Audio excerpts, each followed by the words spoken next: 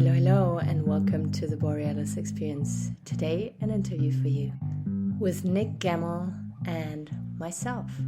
And the topic is what women want, what guys want from our perspective, from our experiences. I think it's very important to talk about it. And Nick kept posting things in that direction on Facebook.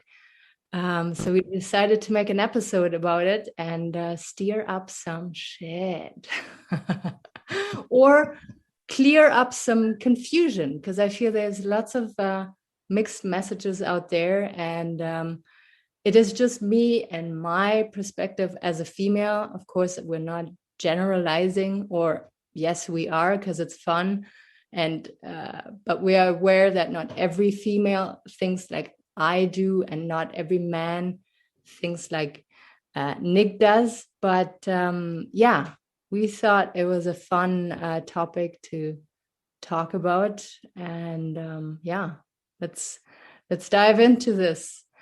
Nick, you've been married. We know that from episode number 1 with you, and you maybe dated before you were married, or maybe dating now.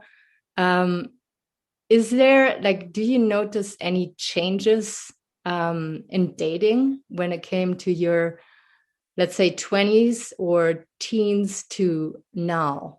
What would you say is the biggest difference?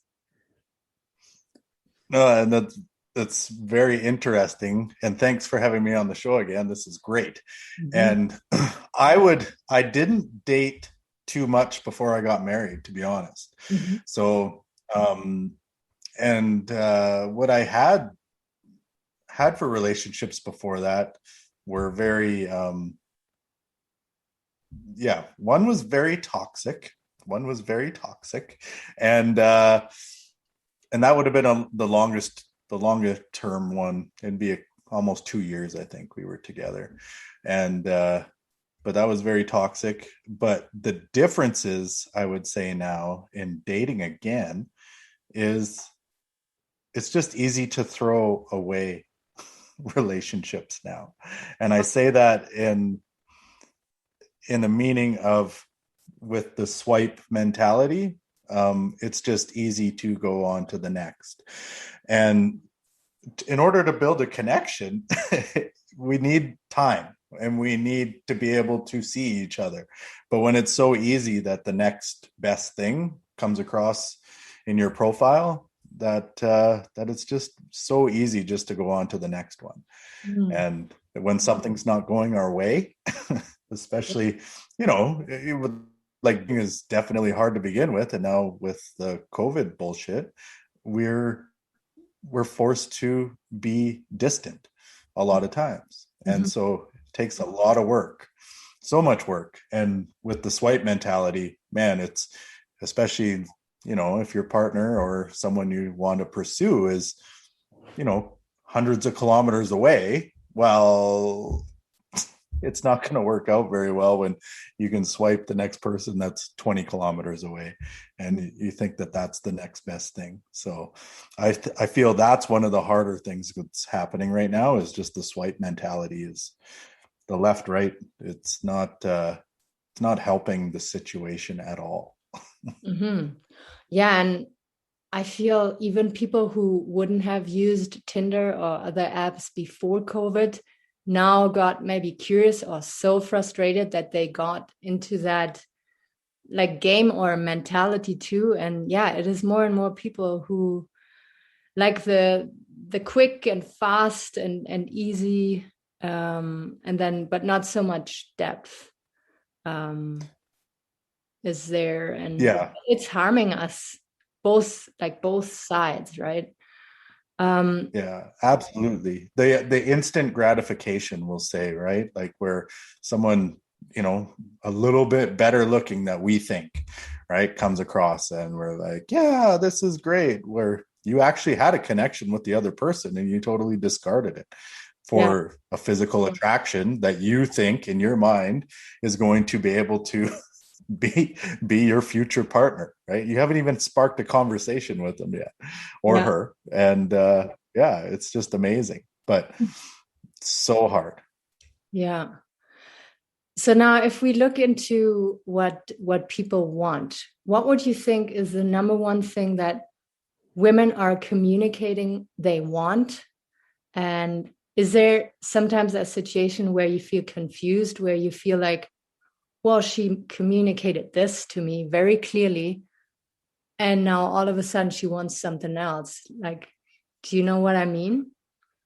Oh, I've had quite a few that wanted or that was open to being very honest. And my whole thing and what I teach people, and especially men, is to say your feelings and be but it can cause a lot of problems when people say they want that, especially like when women say they want that, but then they don't know how to process it. They've never, they haven't had a lot of men open up to them, and then they get frightened when you're starting to tell them why something that they did, rather than just the typical anger or the typical, snarky comments, that they would get from other men. Now it's like, hey, that made me feel this. That made me. It's hard to process when you're not used to it. And so I would say that was a big thing. And dating now, when women say that they want a relationship, and it goes back to the swipe right, swipe left, you get into it and they just wanted a good time. And it's just so easy, so easy to move on. Yeah. And no, that's happened more than once. Right. So it's very tough, but I've been guilty of it as well, because that's just the mentality of it. And I'm not holding any blame, but it is very hard when you get into something and you feel like, yes, this could be a relationship, but then a week later, oh, I'm just not ready to be committed. I'm not ready to be in a committed relationship. Mm-hmm. What? What? And this whole polyamorous, yeah, that's what it's called, right? The polyamorous thing. Like, you find out like 2 weeks into spending time with somebody that that's their thing. Where did that come from? Like, how is this a thing? Right? Yeah. Yeah. Like I think I have to withhold my opinion when it comes to polyamory, because I would upset too many people. But I like what I see or understand when you say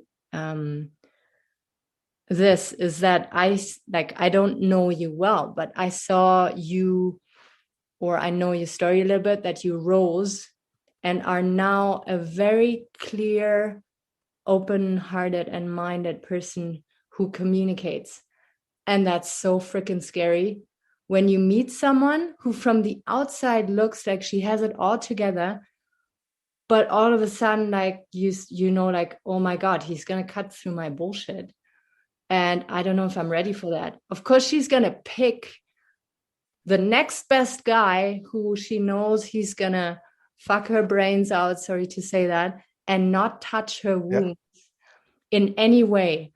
So that's the only thing I want to add to what you just said. It has nothing to do with you, or yes, it has something to do with you. Yeah. You challenge people too much, Yeah. and No, absolutely.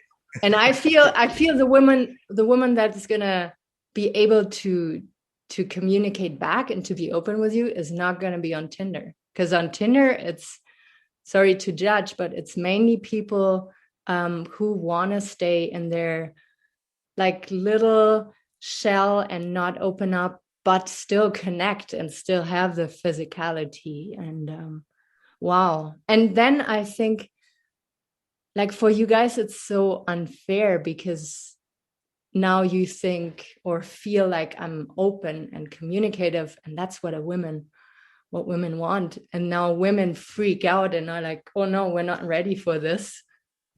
So what? Yes. Yeah. Yeah. that And so that it's a very, yeah, no, yeah. sorry. Oh, it's just very, yeah, that part of it is very hard. And so I'm very upfront personally with, even starting when I start to converse with somebody, like, this is the way I am. And it may be a problem. I'll just put it right out, right? Like, this might be a problem for this reason, but I'd like to pursue and see, Mhm. right? Especially I find so many people that are so many women that call themselves, we'll say, for lack of a better word, woke or aware. Um, but then once you spend one-on-one time with them, it's a complete train wreck. Yeah. Not all of them, but it can be like, there's so many demons that people have nowadays.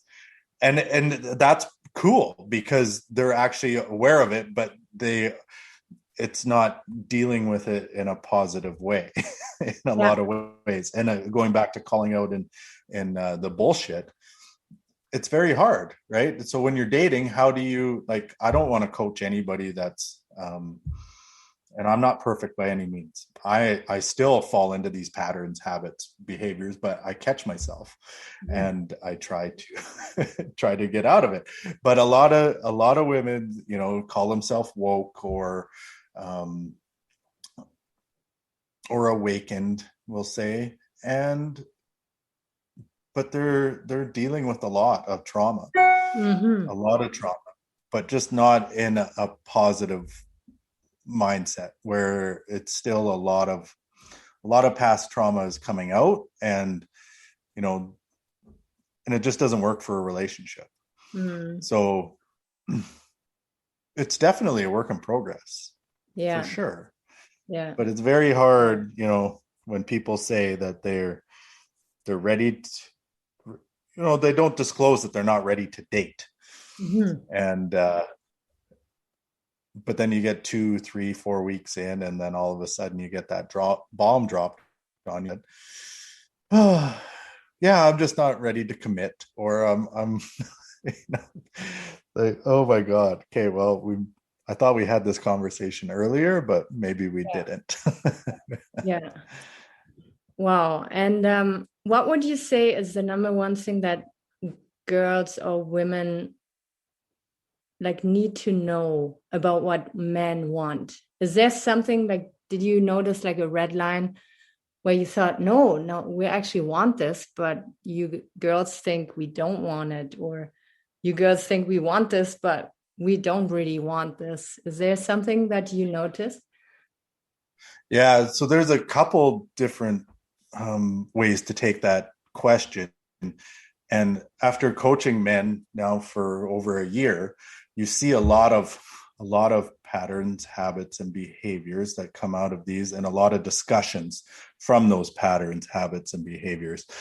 And a lot of it, I'm just going to go back to the men again, like, and taking accountability, is they don't know what the fuck they want. They don't. They Mhm. don't even know. They've never asked them the question, like, what do I actually want?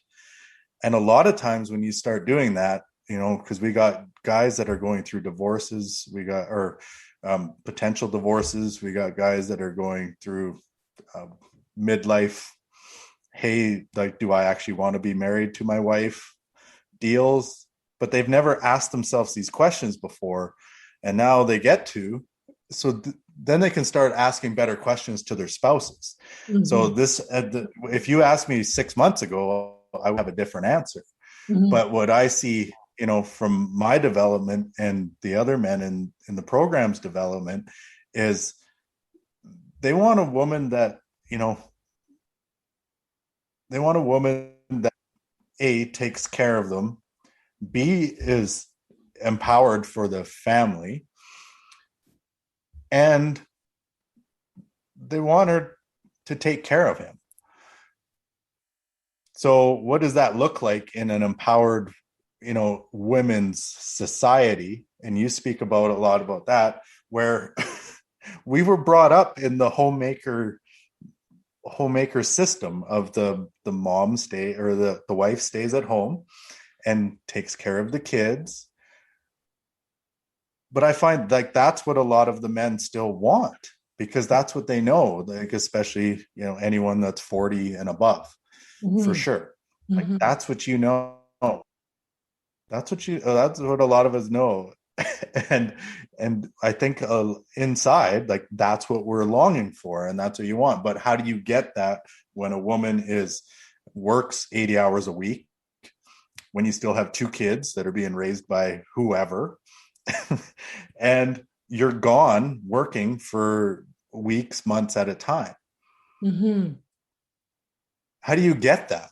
Like, so that is the definite struggle. And now so that's if you're in a marriage, but now if you're dating, how do you communicate that Yeah. to these,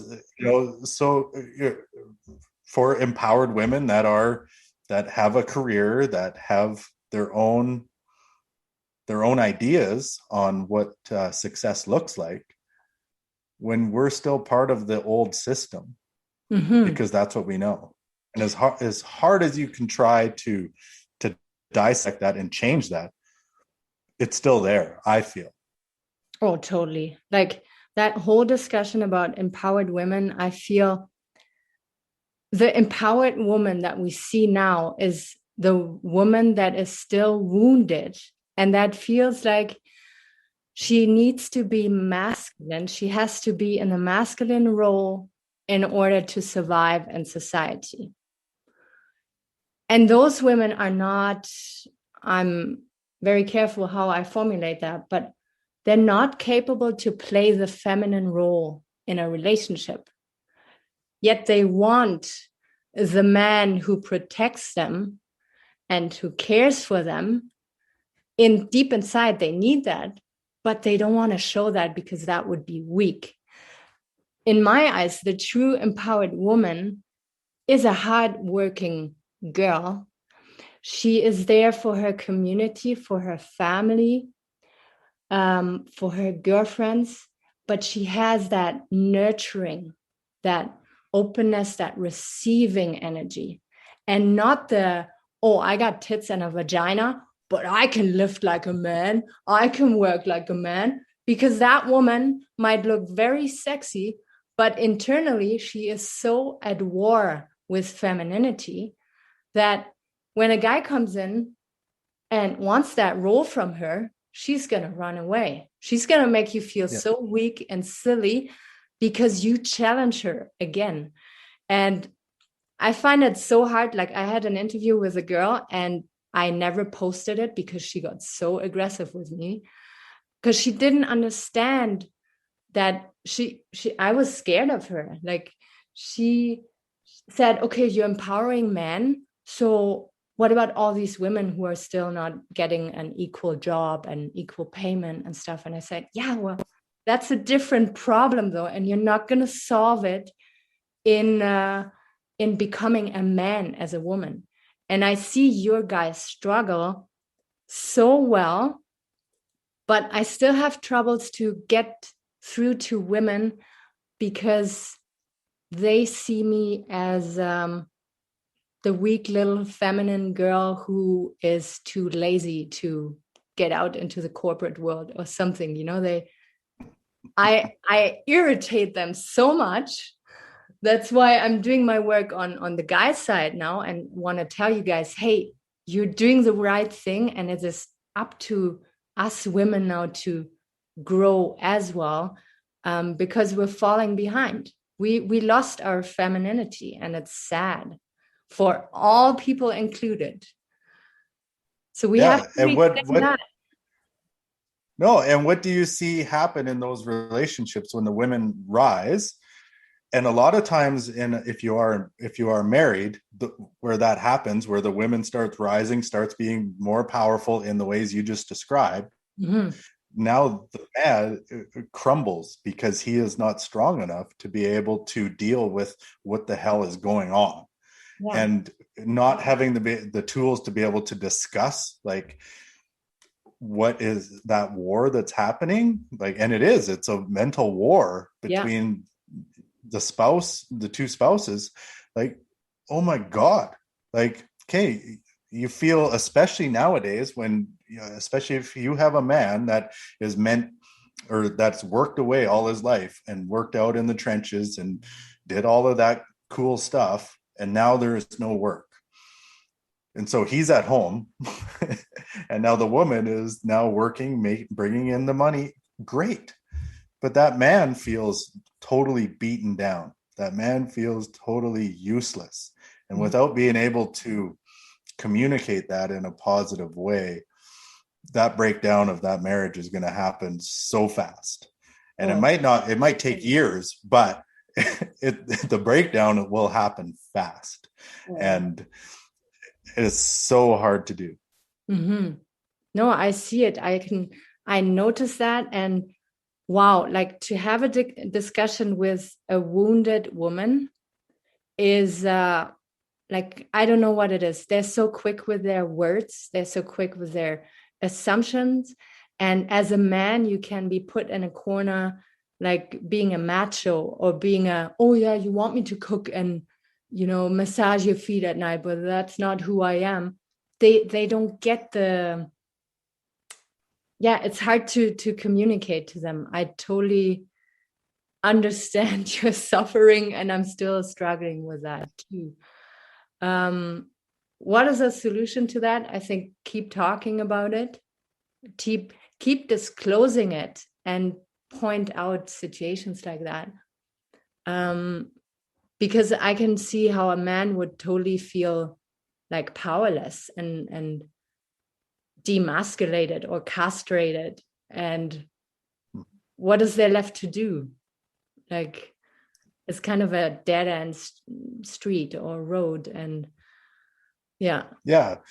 no, and going back to the dating, what you have now, especially I've seen this lots, where you have women that are divorced and have kids. Like, there isn't too many women that are above 30, 35 that have no kids but are single.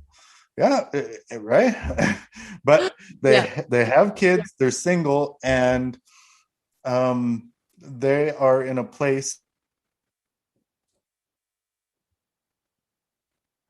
so for their children. So for a man to step into that, now the woman is carrying such a high masculine energy to try to bring that to the kids, that you're fighting that dichotomy between what she wants to be, what she feels she wants to be, but now she doesn't even realize that she is carrying that masculine energy. And now you're trying to break through that wall to get to the femininity behind it. And it's there, it's so there, but we have to put these masks on to be strong for our kids. I'm talking for the women, and it's just, as a man coming into that is very hard. So as loving and caring as you think you are, you have this wall that's been put up, and it's very hard to break down, and it's very hard to connect to somebody that's playing both roles. So I found that as another huge step in the dating game of single moms, for sure.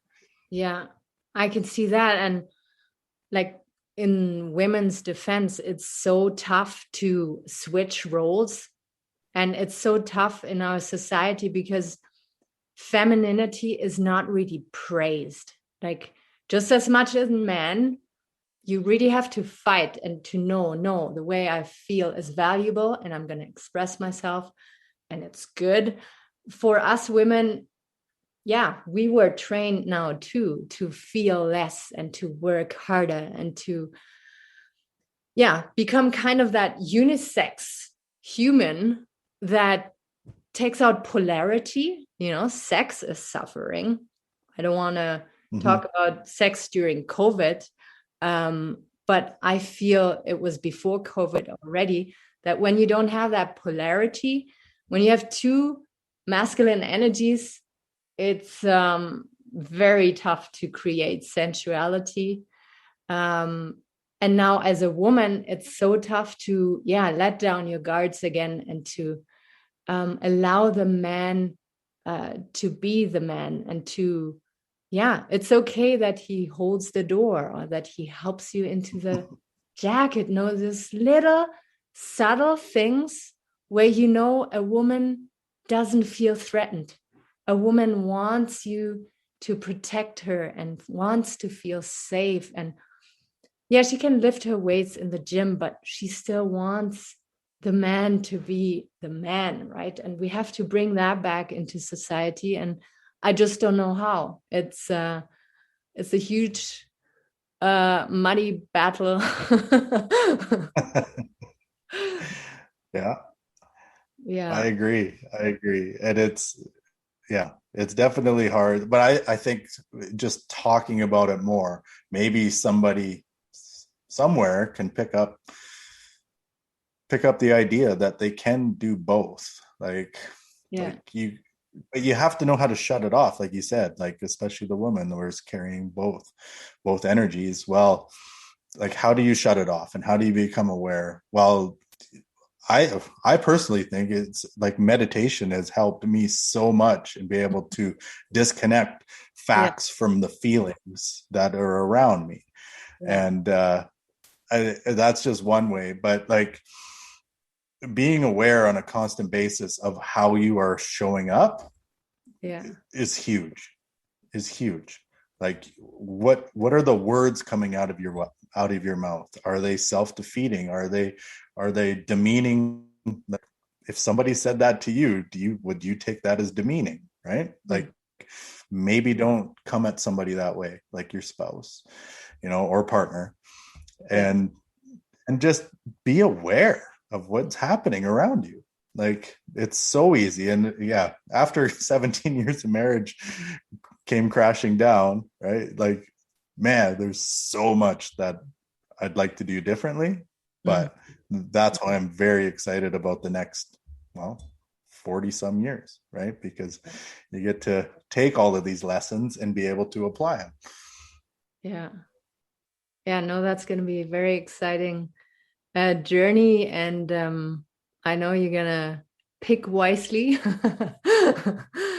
And another thing I wanted to talk about is, so in my family, I observed the guys were very aggressive and suppressed women. In return, women were passive aggressive and castrating them on a energetical level, so to say. So when you make a man feel that he has no use, he is not of any use to the family, it's what I've learned, the worst you can do to a man.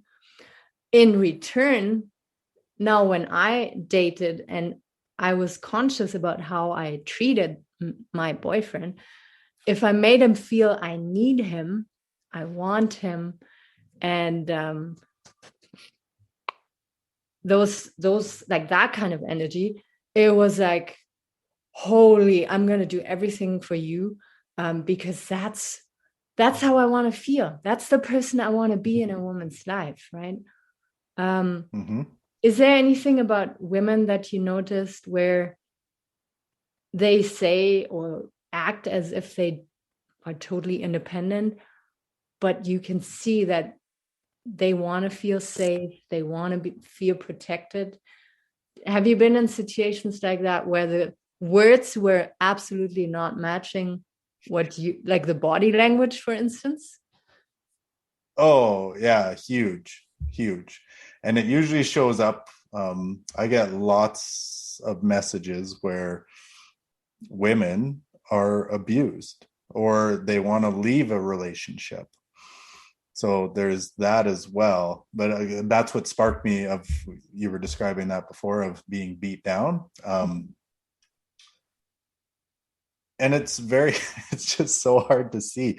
Like, but, oh, where was I going with that? Yeah, that happened. It just, so I just wanted to touch on that because before, to fit it in this show, because it really hurts me when women are in those relationships, but then I see 2 months later, they're still with that same person, where they've reached out to me and asked me, well, what do you think? Why does he do this? And why is this right?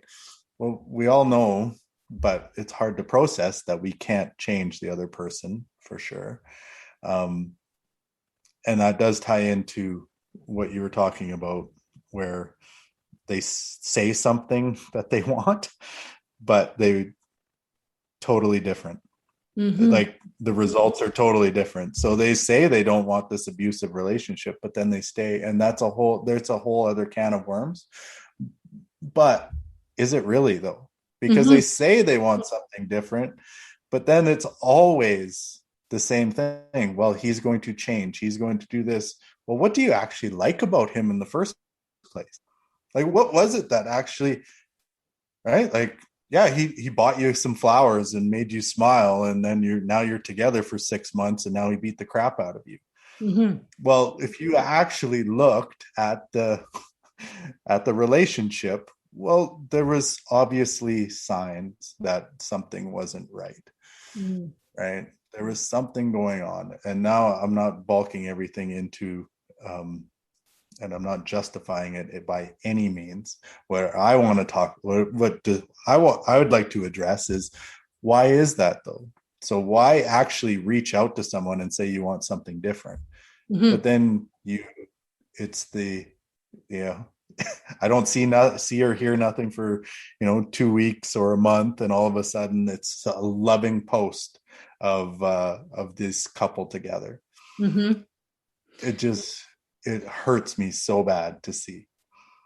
What I've observed and learned is that when we pick our partners, of course, you have the physical, the spiritual, finances, whatnot, But then there's a whole deeper level of like the way you were raised, your relation with your opposite sex caregiver.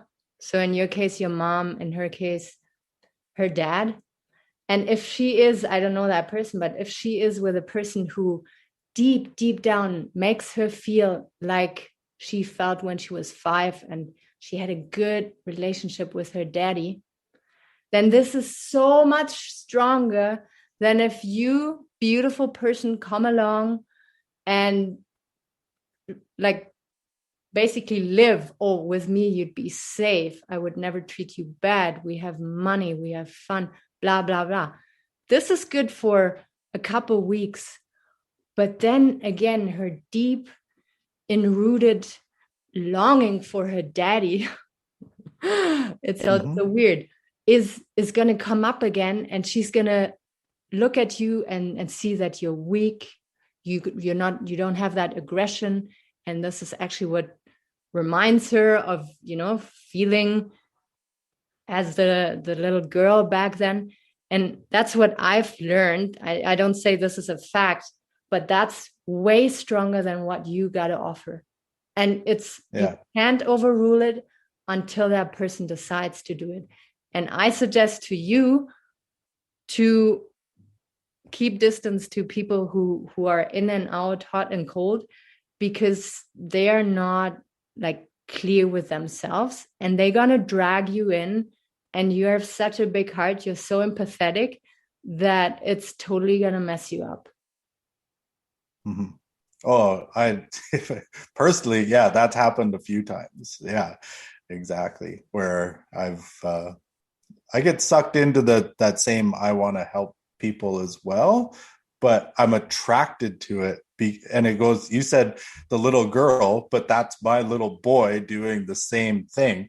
And Yeah. I'm like, so causing, and that's why I love this. That's why I love talking about this. I love the coaching that I do, is because I'm learning just the same as everybody else. Yeah. And trying to act like you're on a pedestal doesn't happen with this guy anymore. There is no ego. So I screw up more often than not, Yeah. but I'm able to be aware that this stuff is happening. So Yeah. because when you get, especially when you get messages of women that you know, because there is something attractive about a man that speaks out the way I do, and in some ways, and I'm finding, I didn't know, but apparently, so I do get a fair bit of messages of women, but then you'll get in that same conversation, you'll get, oh, I'm in this shitty relationship and blah, blah, blah. I try to be helpful, but then not be flirty. So it's very tough, Yeah, and because you a have to lot of the like, women yeah, are very attractive, right? And yeah, that's not what I want. So at all. I'm wanting to speak to, so I'm wanting to speak to the guys so that they message me, which does happen, but not as much as women when they want to reach out. yeah, So yeah, it's very, yeah, there's a very fine line, and I'm learning to find those boundaries. Um, because yeah, I can get sucked in just like anybody else. Like, this is, oh man, she would be so much cool to date. And no, like, let's just keep this professional for sure. yeah, yeah, and I'm not, yeah, but it's so tough. And I'm not yeah, afraid to say it either, right? Like, I am human, and I am attracted to women. It's just what it is. So yeah. And like the awesome like thing that we can start doing now as very caring people is that we observe, okay, which part of me is attracted to that person now? Is it my caregiver, my rescue personality, or is it my uterus? Yeah, is it my masculine and my feminine parts that are really drawn to each other?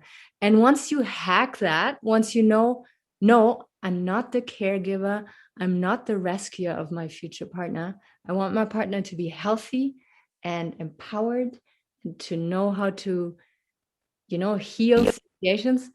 Then you can be more selective. I had to learn that because I was just like you. I was like, oh my God, that guy needs me. Like, he's in a toxic relationship. Like, I have to, he's the savior, the angel. And it's it's not gonna be good. It's not gonna be no, good.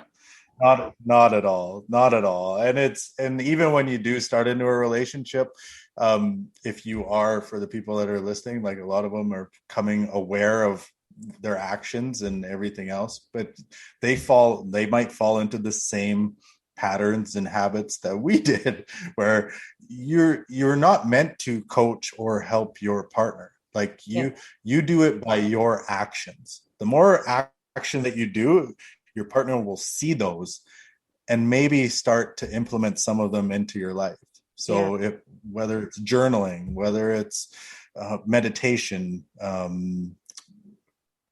yeah, so many different tools that you start using. yeah, If you're around your partner long enough and you just go ahead and do it, like, yeah, don't, my advice is not to push it on them at all, yeah, at all.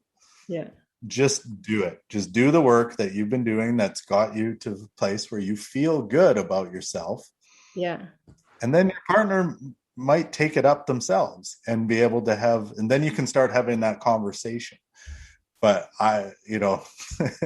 this happens lots where we teach the guys to, be very, like I alluded to before, was be very honest with their partners. Well, it has to be meditate or journal.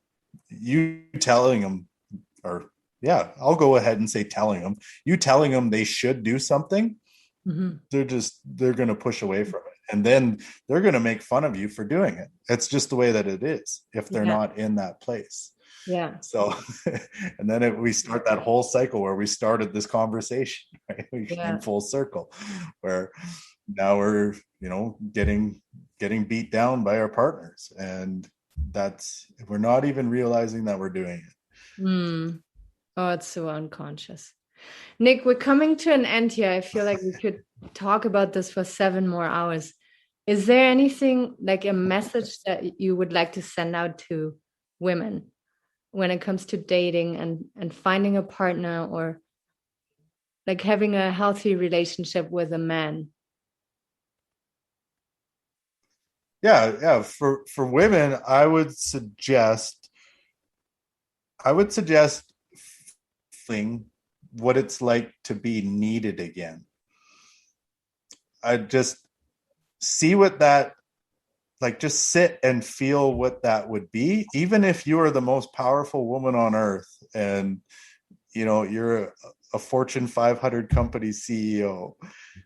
Just feel what it's like to be needed by someone, like when you were a little girl, like you described, Aurora. Like, feel what that is, and how can you implement that into your relationship, and how can you communicate that to your partner? Because I feel that would be massive. Okay. Massive.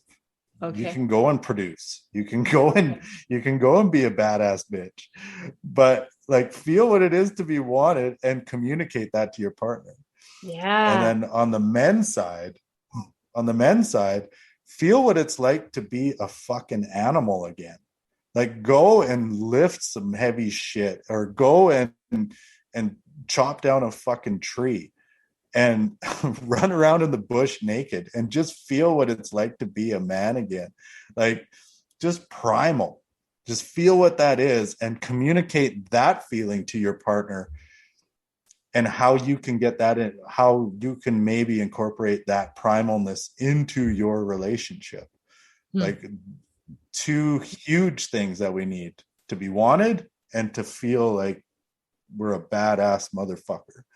Like, and that's different for everybody. That feeling is different for everybody, right? So take that for what it's worth and kind of manipulate that into what you need into your life and what fulfills you. But in a nutshell, like, that's what I feel that we're missing, is just want to produce and just be badass. Yeah, man, that was a beautiful ending. You totally nailed it. And I hope that message will be received. I know it will be received, and we will take care of distributing and sharing, because that's exactly what we all need to hear. No, beautiful. Let's leave it at that. Thank you so much. I love it. No, making thanks. the time. Yeah, no, thanks again for having me on. It was great. I always love these combos. They're awesome. Well, thank you so much for listening to this interview on the Borealis Experience podcast. Make sure to check out Nick Gemmell and his Pipe Dream Solution podcast. And if you have any questions, any comments, please feel free to reach out to us on Facebook. Have a good rest of your day, and we will be out there very soon again. Thank you. Bye-bye.